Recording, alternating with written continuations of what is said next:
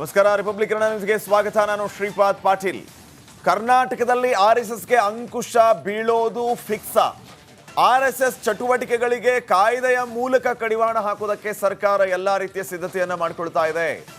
RSS ಹೆಸರು ಉಲ್ಲೇಖ ಮಾಡದೆ ಪರೋಕ್ಷವಾಗಿ ಬ್ರೇಕ್. ಹಾಗಿದ್ರೆ ಸಿದ್ದರಾಮಯ್ಯ ಸರ್ಕಾರದ ಡ್ರಾಫ್ಟ್ ಹೇಗಿದೆ? ರಿಪಬ್ಲಿಕ್ ಕನ್ನಡದಲ್ಲಿ ಆರ್ಎಸ್ಎಸ್ ಅಂಕುಶದ ಎಕ್ಸ್ಕ್ಲೂಸಿವ್. ಸರ್ಕಾರಿ ಆಸ್ತಿಯಲ್ಲಿ ಚಟುವಟಿಕೆ, ಪಥಸಂಚಲನ ಇತ್ಯಾದಿ ವಿಚಾರಗಳಿಗೆ ಬ್ರೇಕ್ ಹಾಕೋದಕ್ಕೆ ಸಿದ್ದರಾಮಯ್ಯ ಸರ್ಕಾರ ಮುಂದಾಗ್ತಾ ಇದೆಯಾ? ಹೆಸರನ್ನ ಬಳಸದೆ, ಆರ್ಎಸ್ಎಸ್ ಹೆಸರನ್ನ ಉಲ್ಲೇಖ ಮಾಡದೆ ಪರೋಕ್ಷವಾಗಿ ಬ್ರೇಕ್ ಹೇಗಿದೆ? ಹಾಗಿದ್ರೆ ಸಿದ್ದರಾಮಯ್ಯ ಸರ್ಕಾರದ ಡ್ರಾಫ್ಟ್ ರಿಪಬ್ಲಿಕ್ ಕನ್ನಡಕ್ಕೆ ಲಭ್ಯ. ಆರ್ಎಸ್ಎಸ್ ಅಂಕುಶದ ಎಕ್ಸ್ಕ್ಲೂಸಿವ್.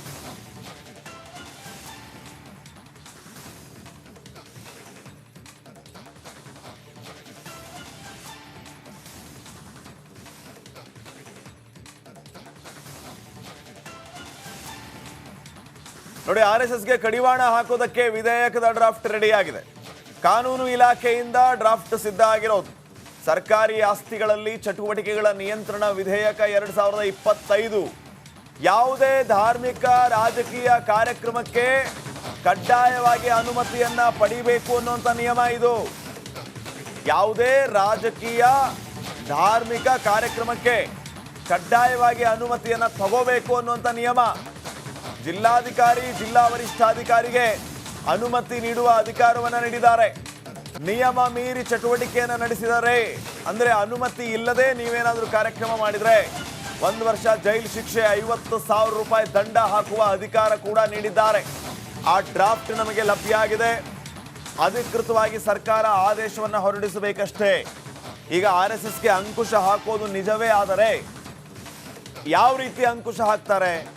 ಆರ್ಎಸ್ಎಸ್ನ ಹೆಸರನ್ನ ಉಲ್ಲೇಖ ಮಾಡದೆ ಬ್ರೇಕ್ ಹಾಕೋದಕ್ಕೆ ಸರ್ಕಾರ ಸಿದ್ಧತೆಯನ್ನ ಮಾಡಿಕೊಂಡಿದೆ.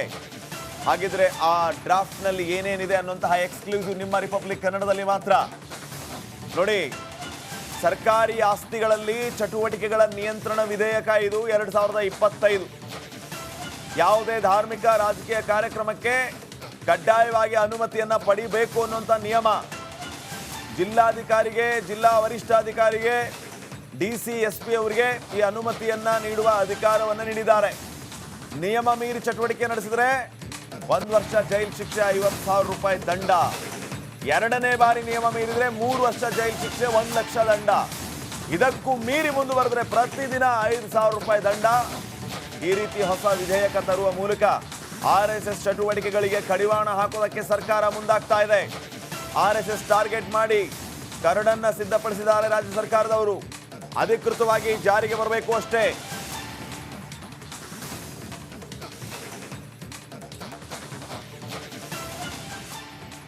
ನೋಡಿ, ಯಾವಾಗ ರೂಲ್ಸ್ ಅನ್ನ ಬ್ರೇಕ್ ಮಾಡಿದ್ರೆ ಎಷ್ಟು ಜೈಲು ಶಿಕ್ಷೆ, ಎಷ್ಟು ದಂಡ ಅನ್ನೋದ್ರ ಬಗ್ಗೆ ನಾವು ಮಾಹಿತಿಯನ್ನ ನೀಡ್ತಾ ಇದ್ವಿ. ಇದು ಸರ್ಕಾರಿ ಆಸ್ತಿಗಳಲ್ಲಿ ಚಟುವಟಿಕೆಗಳ ನಿಯಂತ್ರಣ ವಿಧೇಯಕ 2025.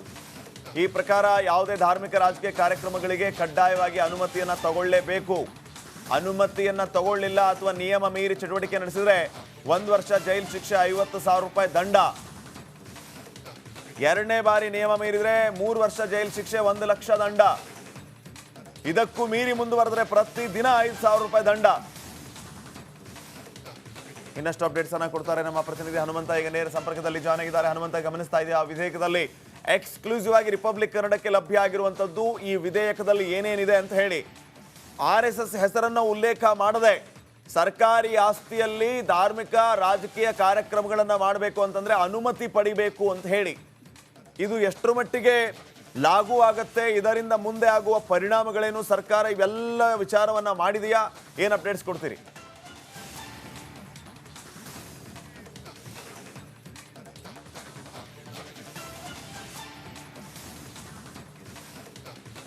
ಶ್ರೀಪಾದ್, 2013ರ ಹೊತ್ತಲ್ಲಿ ಬಿಜೆಪಿ ಸರ್ಕಾರ ಅಧೀನದಲ್ಲಿದ್ದಂಥ ಸಂದರ್ಭದಲ್ಲಿ ಶಿಕ್ಷಣ ಇಲಾಖೆಯಿಂದ ಒಂದು ಆದೇಶ ಆಗಿತ್ತು. ಅಲ್ಲಿ ಯಾವುದೇ ರೀತಿಯ ಸಂಘ ಸಂಸ್ಥೆಗಳ ಹೆಸರು ಉಲ್ಲೇಖ ಮಾಡದೇ ಸರ್ಕಾರಿ ಜಾಗಗಳಲ್ಲಾಗಿರ್ಬೋದು, ಶಾಲೆಗಳಲ್ಲಾಗಿರ್ಬೋದು, ಮತ್ತು ಸಾರ್ವಜನಿಕ ಒಂದಷ್ಟು ಸರ್ಕಾರಿ ಕಟ್ಟಡಗಳ ವ್ಯಾಪ್ತಿಯಲ್ಲಿ ಬರುವಂಥ ಮೈದಾನಗಳಲ್ಲಾಗಿರ್ಬೋದು ಯಾವುದೇ ರೀತಿಯ ಖಾಸಗಿ ಕಾರ್ಯಕ್ರಮಗಳನ್ನು ಮಾಡುವಂತಿಲ್ಲ ಅನ್ನುವಂಥ ಆದೇಶವನ್ನು ಇಟ್ಕೊಂಡಿದ್ರು. ಇದೀಗ ಅದೇ ಮಾದರಿಯಲ್ಲಿ RSSನ ಕಾರ್ಯಚಟುವಟಿಕೆಗಳಿಗೆ ಕಡಿವಾಣ ಹಾಕಬೇಕು, ಅವುಗಳನ್ನ ಕಾರ್ಯಚಟುವಟಿಕೆಗಳನ್ನ ಬ್ಯಾನ್ ಮಾಡಬೇಕು ಅನ್ನೋಂಥ ಪತ್ರವನ್ನ ಪ್ರಿಯಾಂಕ್ ಖರ್ಗೆ ಅವರು ಸಿಎಂ ಸಿದ್ದರಾಮಯ್ಯ ಅವರಿಗೆ ಬರೆದಿದ್ರು. ಇವತ್ತು ಬೆಳಗ್ಗೆ ಕೂಡ ಸಿಎಂ ಸಿದ್ದರಾಮಯ್ಯ ಅವರನ್ನ ಭೇಟಿ ಮಾಡಿ ಒಂದು ಹಂತದ ಮನವಿಯನ್ನು ಕೂಡ ಮಾಡಿದ್ರು. ಇದೀಗ ಇವತ್ತು ಸಚಿವ ಸಂಪುಟ ಸಭೆಯಲ್ಲೂ ಕೂಡ ಇವತ್ತು ಅಧಿಕೃತವಾಗಿ ಈ ವಿಚಾರ ಚರ್ಚೆ ಆಗ್ಲಿಕ್ಕಿದೆ. ಪ್ರಮುಖವಾಗಿ ಕಾಯ್ದೆಯ ಮೂಲಕ ಆ ಒಂದು ಕಾರ್ಯಚಟುವಟಿಕೆಗಳಿಗೆ ಕಡಿವಾಣ ಹಾಕಲಿಕ್ಕೆ ಕಾಯ್ದೆಯನ್ನ ಜಾರಿ ಮಾಡಲಿಕ್ಕೆ ಸರ್ಕಾರ ಮುಂದಾಗಿರುವಂತದ್ದು.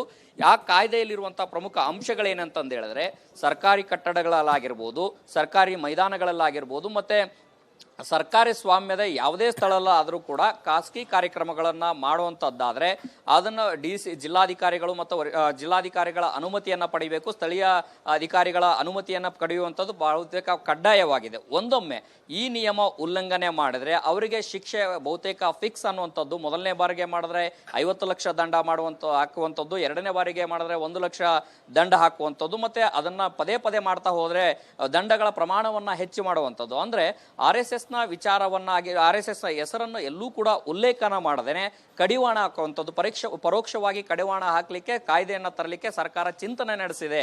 ಆ ಒಂದು ನಿಟ್ಟಿನಲ್ಲಿ ಇವತ್ತು ಸಚಿವ ಸಂಪುಟ ಸಭೆಯಲ್ಲೂ ಕೂಡ ಈ ಕಾಯ್ದೆ ಬಗ್ಗೆ ಒಂದಷ್ಟು ಮಹತ್ವದ ಚರ್ಚೆ ಆಗುವಂತ ಎಲ್ಲ ಸಾಧ್ಯತೆಗಳಿದಾವೆ. Shripad, okay, thank you Hanumantha ಮಾಹಿತಿಗಾಗಿ. ಉಲ್ಲೇಖ ಮಾಡದೇನೆ ಸರ್ಕಾರಿ ಜಾಗಗಳಲ್ಲಾಗಿರ್ಬೋದು, ಶಾಲೆಗಳಲ್ಲಾಗಿರ್ಬೋದು, ಮತ್ತೆ ಸಾರ್ವಜನಿಕ ಒಂದಷ್ಟು ಸರ್ಕಾರಿ ಕಟ್ಟಡಗಳ ವ್ಯಾಪ್ತಿಯಲ್ಲಿ ಬರುವಂತಹ ಮೈದಾನಗಳಲ್ಲಾಗಿರ್ಬೋದು ಯಾವುದೇ ರೀತಿಯ ಖಾಸಗಿ ಕಾರ್ಯಕ್ರಮಗಳನ್ನ ಮಾಡುವಂತಿಲ್ಲ ಅನ್ನುವಂಥ ಆದೇಶವನ್ನ ಇಟ್ಕೊಂಡಿದ್ರು. ಇದೀಗ ಅದೇ ಮಾದರಿಯಲ್ಲಿ RSSನ ಕಾರ್ಯಚಟುವಟಿಕೆಗಳಿಗೆ ಕಡಿವಾಣ ಹಾಕಬೇಕು, ಅವುಗಳನ್ನ ಕಾರ್ಯಚಟುವಟಿಕೆಗಳನ್ನ ಬ್ಯಾನ್ ಮಾಡಬೇಕು ಅನ್ನೋಂಥ ಪತ್ರವನ್ನ ಪ್ರಿಯಾಂಕ್ ಖರ್ಗೆ ಅವರು ಸಿಎಂ ಸಿದ್ದರಾಮಯ್ಯ ಅವರಿಗೆ ಬರೆದಿದ್ರು. ಇವತ್ತು ಬೆಳಗ್ಗೆ ಕೂಡ ಸಿಎಂ ಸಿದ್ದರಾಮಯ್ಯ ಅವರನ್ನ ಭೇಟಿ ಮಾಡಿ ಒಂದು ಹಂತದ ಮನವಿಯನ್ನು ಕೂಡ ಮಾಡಿದ್ರು. ಇದೀಗ ಇವತ್ತು ಸಚಿವ ಸಂಪುಟ ಸಭೆಯಲ್ಲೂ ಕೂಡ ಇವತ್ತು ಅಧಿಕೃತವಾಗಿ ಈ ವಿಚಾರ ಚರ್ಚೆ ಆಗ್ಲಿಕ್ಕಿದೆ. ಪ್ರಮುಖವಾಗಿ ಕಾಯ್ದೆಯ ಮೂಲಕ ಆ ಒಂದು ಕಾರ್ಯಚಟುವಟಿಕೆಗಳಿಗೆ ಕಡಿವಾಣ ಹಾಕಲಿಕ್ಕೆ ಕಾಯ್ದೆಯನ್ನ ಜಾರಿ ಮಾಡಲಿಕ್ಕೆ ಸರ್ಕಾರ ಮುಂದಾಗಿರುವಂತದ್ದು. ಆ ಕಾಯ್ದೆಯಲ್ಲಿರುವಂತಹ ಪ್ರಮುಖ ಅಂಶಗಳೇನಂತಂದು ಹೇಳಿದ್ರೆ, ಸರ್ಕಾರಿ ಕಟ್ಟಡಗಳಲ್ಲಾಗಿರ್ಬೋದು, ಸರ್ಕಾರಿ ಮೈದಾನಗಳಲ್ಲಾಗಿರ್ಬೋದು, ಮತ್ತೆ ಸರ್ಕಾರಿ ಸ್ವಾಮ್ಯದ ಯಾವುದೇ ಸ್ಥಳಲ್ಲಾದರೂ ಕೂಡ ಖಾಸಗಿ ಕಾರ್ಯಕ್ರಮಗಳನ್ನ ಮಾಡುವಂತದ್ದಾದ್ರೆ ಅದನ್ನ ಜಿಲ್ಲಾಧಿಕಾರಿಗಳು ಮತ್ತು ಜಿಲ್ಲಾಧಿಕಾರಿಗಳ ಅನುಮತಿಯನ್ನ ಪಡಿಬೇಕು. ಸ್ಥಳೀಯ ಅಧಿಕಾರಿಗಳ ಅನುಮತಿಯನ್ನ ಪಡೆಯುವಂಥದ್ದು ಬಹುತೇಕ ಕಡ್ಡಾಯವಾಗಿದೆ. ಒಂದೊಮ್ಮೆ ಈ ನಿಯಮ ಉಲ್ಲಂಘನೆ ಮಾಡಿದ್ರೆ ಅವರಿಗೆ ಶಿಕ್ಷೆ ಬಹುತೇಕ ಫಿಕ್ಸ್ ಅನ್ನುವಂಥದ್ದು. ಮೊದಲನೇ ಬಾರಿಗೆ ಮಾಡಿದ್ರೆ 50 ಲಕ್ಷ ದಂಡ ಹಾಕುವಂಥದ್ದು, ಎರಡನೇ ಬಾರಿಗೆ ಮಾಡಿದ್ರೆ 1 ಲಕ್ಷ ದಂಡ ಹಾಕುವಂಥದ್ದು, ಮತ್ತೆ ಅದನ್ನ ಪದೇ ಪದೇ ಮಾಡ್ತಾ ಹೋದ್ರೆ ದಂಡಗಳ ಪ್ರಮಾಣವನ್ನ ಹೆಚ್ಚು ಮಾಡುವಂಥದ್ದು. ಅಂದ್ರೆ RSS RSS ಹೆಸರನ್ನು ಎಲ್ಲೂ ಕೂಡ ಉಲ್ಲೇಖನ ಮಾಡದೇನೆ ಕಡಿವಾಣ ಹಾಕುವಂಥದ್ದು, ಪರೋಕ್ಷವಾಗಿ ಕಡಿವಾಣ ಹಾಕಲಿಕ್ಕೆ ಕಾಯ್ದೆಯನ್ನ ತರಲಿಕ್ಕೆ ಸರ್ಕಾರ ಚಿಂತನೆ ನಡೆಸಿದೆ. ಆ ಒಂದು ನಿಟ್ಟಿನಲ್ಲಿ ಇವತ್ತು ಸಚಿವ ಸಂಪುಟ ಸಭೆಯಲ್ಲೂ ಕೂಡ ಈ ಕಾಯ್ದೆ ಬಗ್ಗೆ ಒಂದಷ್ಟು ಮಹತ್ವದ ಚರ್ಚೆ ಆಗುವಂತ ಎಲ್ಲ ಸಾಧ್ಯತೆಗಳಿದಾವೆ. Shripad, okay, thank you Hanumantha ಮಾಹಿತಿಗಾಗಿ.